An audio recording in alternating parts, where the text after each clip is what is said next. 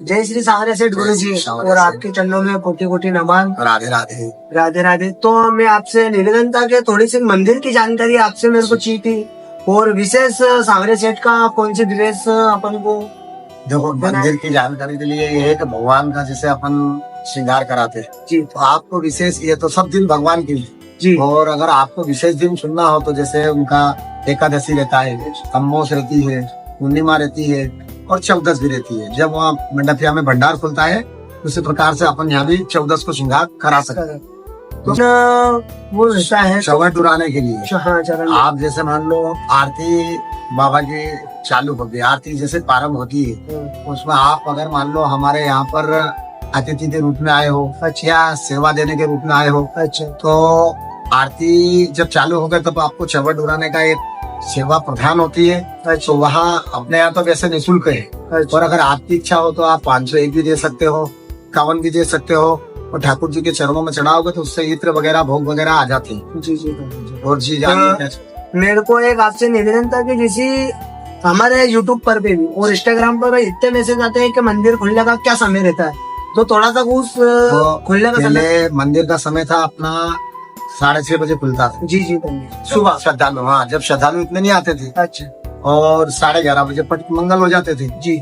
फिर उसके बाद में जैसे ही बाबा का चमत्कार हुआ, श्रद्धालु आने लगे जी, तो अपन ने हमारे जो मंदिर के अध्यक्ष हैं लखन जी डांगी, अच्छा, उनको बोलकर, उन्होंने क्या जी क्या करना, उनको बोलकर अपन ने फ्लेक्स बनाए, यूट्यूब पे भी डाले हमारे संदीप जी डांगी ने, और इंस्टाग्राम पे भी डाले, फेसबुक पे भी डाले।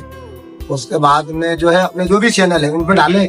उसका समय अपन ने चेंज करा, सुबह 6 बजे, अच्छा, और जो है श्रृंगार दर्शन होते हैं 8:30 बजे। जी, फिर 8:30 बजे से आरती चालू हो जाती है जी, 8:15 बजे 8:30 के बीच में श्रृंगार दर्शन हो जाते हैं। खुलने का समय सुबह 6 बजे। जी। और एक जानकारी के लिए ये भी रहता है कि सेठ को विशेष प्रसाद क्या रहती है। उनका विशेष प्रसाद तो ऐसा है कि विशेष अगर अपन एकादशी को भी लगाए या रोज भी लगाओ अच्छा, तो राजभोग रहता है। राजभोग। आप फिर बेसन चक्की भी लगा सकते हो, बेसन के लड्डू भी लगा सकते हैं, लेकिन वो अपने डेली का जो देसी घी होता है उसमें लगता है। जी जी। दूसरा तो अपन उनका विशेष मावा, माखन, मिश्री जो भी रहता है, लेकिन तुलसी के बिना तो सब अधूरा है। तुलसी होना जरूरी है। अगर अपने पास ये कुछ भी नहीं है, श्रद्धा भाव से आए ठाकुर जी के चरणों में, तो 5 रुपए की मिश्री, 2 तुलसी के पत्ते। और पंडित जी, हमने देवास में सांवरिया सेठ मंदिर देखा है, तो हमने ये भी सुना है कि मनोकामना भी पूरी होती है मनोकामना और अर्जी भी पूरी होती है। तो थोड़ा सा इस विषय में हमारे को थोड़ा सा बताओ। ठाकुर जी के चरणों में आप अगर अर्जी लगाते हैं जी, तो मैं जब से सेवा कर रहा हूँ, जब से मैंने ये देखा है कि 1.25 मीटर पीला कपड़ा जी, 5 हल्दी की गठान जी, सूपा नारियल जी, इसमें 11 रुपए, 2 इत्र की शीशी जी, और 2 पान के पीड़े, इससे आप ठाकुर जी को अर्जी लगाते हैं। श्रद्धालु किसकी क्या अर्जी है, किसी की पुत्र की है, शादी की है, गाड़ी की है, जब अर्जी पूर्ण हो जाती है जी, तो आपको श्रृंगार कराना पड़ता है। श्रृंगार जी, आपको श्रृंगार करा दो, या आपका भाव है कि भाई मुझे सोने का छत्र चढ़ाना है, चढ़ा सकते हो।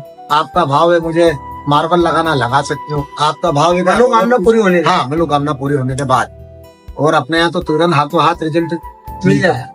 आपका सूर्या पंडित जी और हमारे चैनल में माध्यम बनने के लिए और जानकारी देने के लिए आपको बहुत बहुत धन्यवाद, और आपका आशीर्वाद, शेख का आशीर्वाद, सब सांवरिया सेठ की कृपा आप पे और आपके परिवार पर बना रहे। राधे राधे। हमारे चैनल जुड़ने के लिए सब्सक्राइब करें, और हमारे मुख्य पुजारी है देवास के सांवरिया सेठ मंदिर के महेंद्र नाथ योगी